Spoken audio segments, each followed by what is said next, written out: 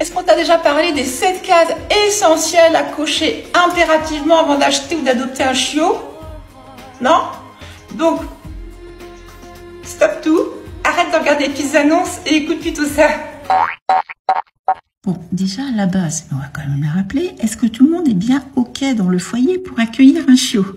Personne n'a dit moi je veux pas de chien, donc t'as qu'à en prendre un si tu veux, mais je m'en occuperai pas. Classique, hein? Ben oui, mais ça existe toujours, hein. Déjà, ça, c'est gagner d'avance pour que ça se mette mal entre les humains. Ça va mal se finir. Et en plus, le chien étant un être extrêmement sensible, il va ressentir si un des humains manifeste à son égard au minimum de l'indifférence, et au pire, s'il est pas cool avec lui. Toi, imagine un chien qui a envie de sortir et t'as un humain, bon non, je te sors pas, t'es pas mon chien. Enfin, je veux dire, tu pars pour 15 ans de vie avec un animal. Bon, déjà, entre parenthèses, quelle idée d'être en couple avec quelqu'un qui ne veut pas accueillir un chiot, déjà à la base. Deuxième point super important, est-ce que ton environnement est compatible avec l'arrivée d'un chien? Alors l'environnement, c'est quoi? C'est ton habitation, ça peut être un van, une maison, un appartement. Est-ce qu'il est adapté à un chien, hein, à sa sécurité et à son bien-être? Donc ça, on pourra en reparler plus tard. Et après, l'environnement extérieur, c'est-à-dire jardin. Oui, mais jardin, ça veut rien dire, parce que souvent, c'est l'excuse pour pas aller balader son chien. Donc, avoir un jardin, c'est juste pour faire les besoins. C'est pas l'essentiel. L'environnement, c'est des sentiers, des forêts, de la plage, des longues sorties dans la nature. D'accord? Pour la plupart des chiens. Donc, du coup, ça va peut-être motiver le choix de la race. Passons de suite à la question qui fâche. As-tu les moyens financiers de prendre soin d'un chien pendant 10 à 15 ans? Alors, prendre soin, c'est assurer son confort, sa sécurité et sa bonne santé. Et il y a une règle très simple.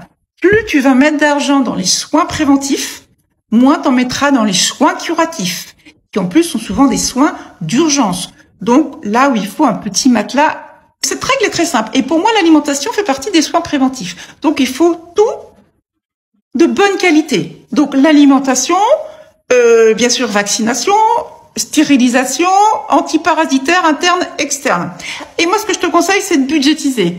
Par exemple, pour mes 3 bibous, chaque mois, je mets de côté tout ce qu'il faut pour leurs soins du mois, mais également j'annualise certains soins comme les vaccins. Ou tous les mois, je mets de côté en prévision du vaccin qui aura lieu 6 mois plus tard. C'est la vie. Un animal, ça coûte de l'argent. Tu peux pas me dire, oh ben non, c'est bon. Non, c'est pas bon. C'est en moyenne un chien entre, 60 et 100 euros par mois. Donc, ça peut te, du coup, faire changer un petit peu tes objectifs dans le gabarit du chien, la race. Donc, évidemment, tu évites toutes les races qui sont hyper typées et les races sujettes à des maladies consanguines, maladies génétiques. Et puis, tu peux te dire, bah, attends, j'ai déjà peu de moyens, je vais mettre le max pour qu'il soit en bonne santé, donc je vais pas aller chez un éleveur, je vais plutôt aller dans un refuge, adopter un bibou pour 250 €, il sera déjà stérilisé, il sera déjà vacciné. Donc t'imagines? Donc chacun fait comme il veut, mais ce que je me demande, c'est vraiment de faire dans l'intérêt de l'animal. Alors j'espère que tu as prévu également de libérer du temps dans les 10 ans à venir. Ben oui, il faut pas rêver, c'est pas uniquement ton animal qui va s'adapter au contour de ton emploi du temps. Il faut que tu fasses toi aussi des efforts. Parce qu'il y a des temps super importants à ne pas louper, surtout pour un chiot. Le temps de socialisation, donc avec les autres animaux, avec les humains, avec les vélos, etc. Donc ça, c'est les premières semaines. Il y a les temps de balade, bien évidemment, les temps de présence qui sont très importants. Un chien ne sera jamais content d'être laissé seul, jamais de toute sa vie. Il pourra peut-être s'y habituer, mais il ne sera jamais ravi. Donc, il y a peut-être une organisation à faire, quand tu travailles. Soit tu réorganises ton emploi du temps, soit, bon voilà, tu fais venir quelqu'un qui va veiller sur ton bibou en journée. Qu'est-ce qu'il y a d'autre comme temps? Ben, les activités. Donc, il a besoin de se dépenser, il a besoin de jouer, il a besoin d'être avec toi. Donc, par exemple, si toi, tu es sportif, tu peux adapter ton activité sportive pour que ton chien puisse participer avec toi. Et il y a l'éducation aussi. Bon, voilà, il y a plein de choses. Et tout ça, c'est super important d'y penser maintenant parce que ça sera un critère de choix également pour le gabarit et la race de ton bibou. Tu vas bientôt accueillir chez toi un petit être qui ne parle pas le même langage que toi. Imagine un peu le dépaysement pour lui, petit bout. Donc, il faut que tu apprennes la langue des chiens. qu'on appelle les codes canins. Ça va t'aider tout le temps. C'est absolument indispensable. Alors, toi et toute ta famille, bien évidemment, il faut que tout le monde comprenne comment communique le bibou, ce qu'il veut dire quand il est content, quand il est stressé, quand il est en colère, etc.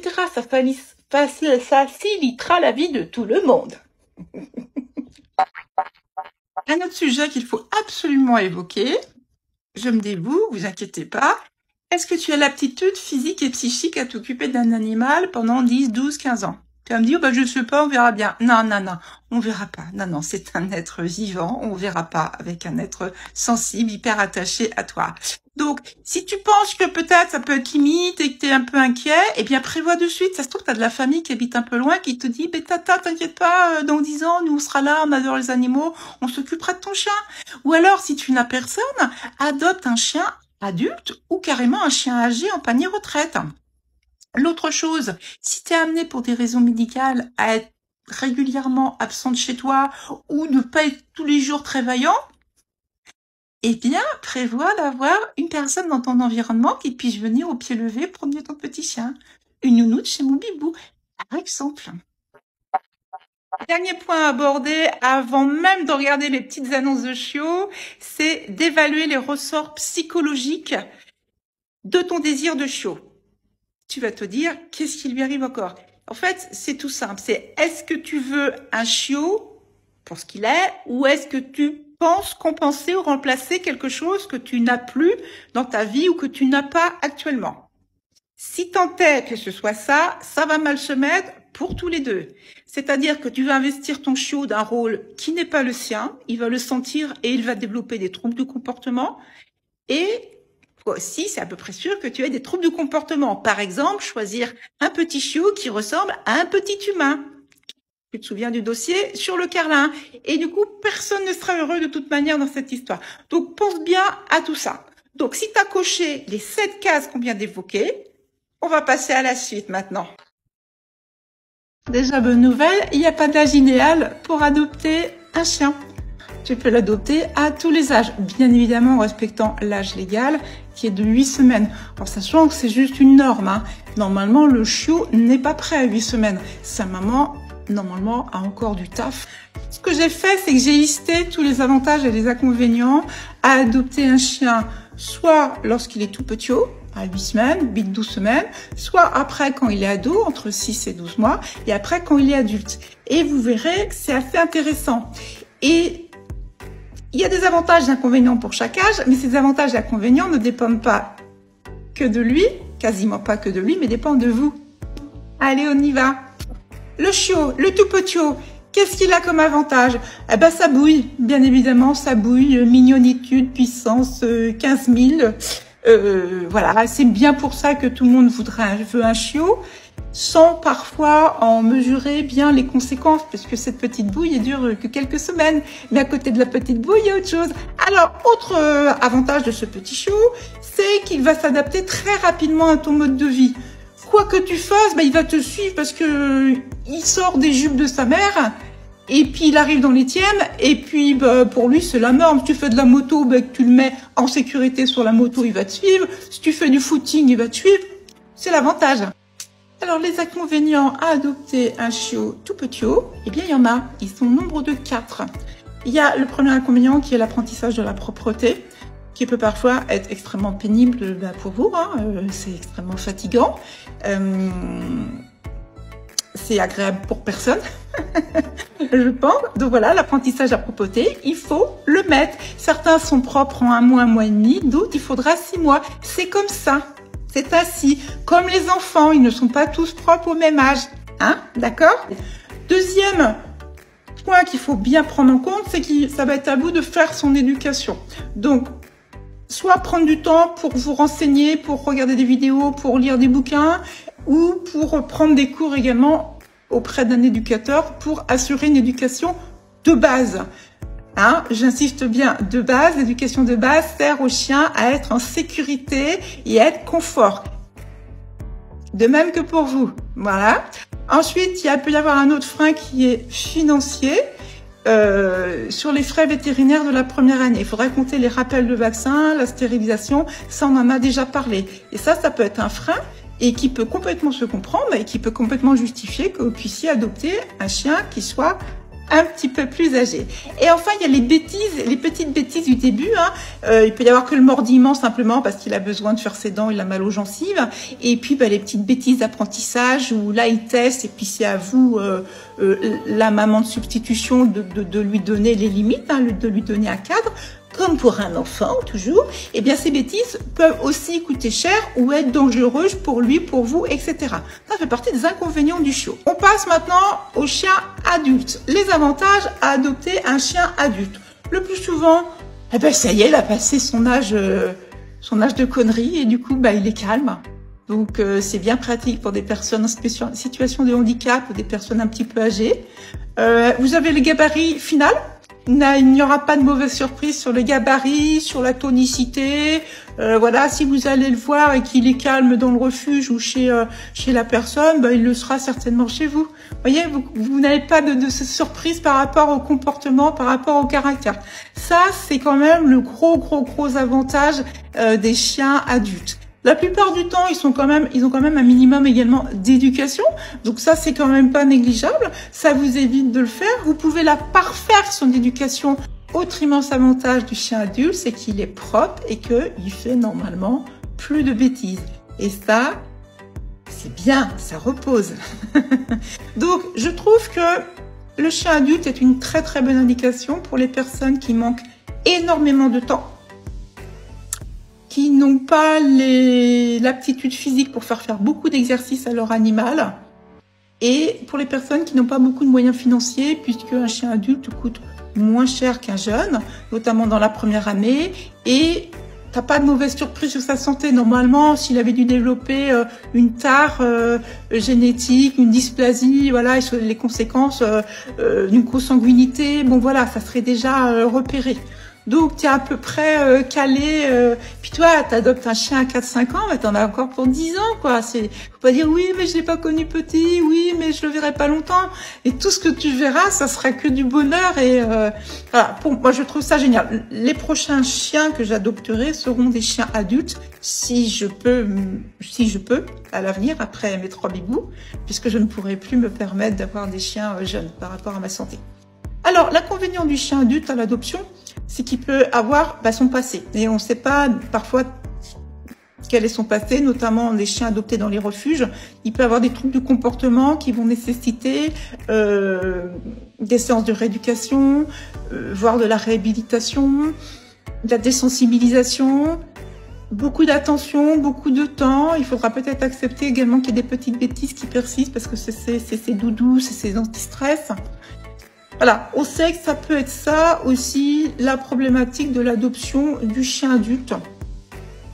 Mais bon, l'immense majorité des cas, c'est pas le cas.